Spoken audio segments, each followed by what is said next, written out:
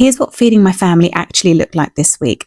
On Monday, we had chicken burgers with a creamy tahini coleslaw. I made a couple of kilos of grilled chicken thighs with my favorite pantry herbs and spices and some yogurt and cooked those on the Weber. We find these really handy to have, especially for my husband's lunches. I then raided the fridge and found a quarter of a white cabbage, so grated that with some red cabbage, spring onions, sliced radishes, which I wished I sliced smaller to be honest, and some fresh coriander and parsley. I made a lemony tahini dressing for it. I'm not the biggest fan of a heavy mayonnaise coleslaw, but this I prefer and make it every now and again.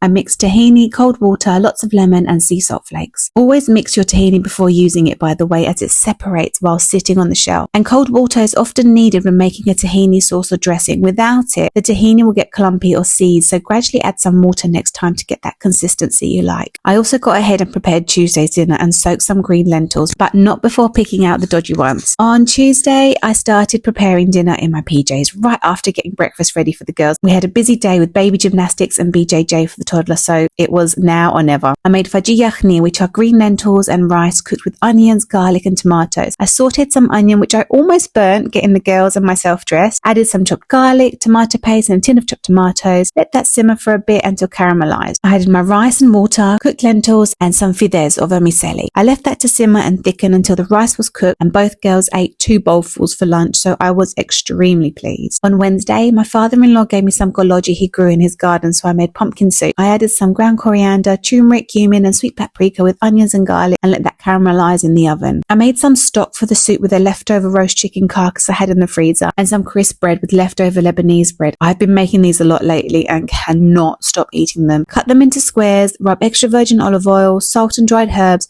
and then just leave it in the oven to crisp, and I end up devouring the lot. I managed to pop into the fishmongers and get some fresh fish and ended up baking some snapper really simply, just extra virgin olive oil, garlic, fresh parsley and some leftover fresh oregano. A bit sad but still good enough for this. I made a couple of dressings, one with extra virgin olive oil, dried oregano, lemon, fresh parsley and sea salt flake and a tahini garlicky sauce. We had some potatoes and a lemony salad next to the fish. On Thursday I finished the golgi suppa, blended the veg with the chicken stock and poured the rest into ice cube trays for the freezer. Then I realised I hadn't even had breakfast yet, so soup became my breakfast that day. I defrosted some shepherd's pie mince I batch cooked, which I added so many vegetables to this: carrots, onions, celery and lentils, and the girls had no complaints with it, so I was very pleased about that. I transferred it into a baking tray, steamed some sweet potato for the top and sprinkled with some sesame seeds before baking. And that's everything I made for dinner this week.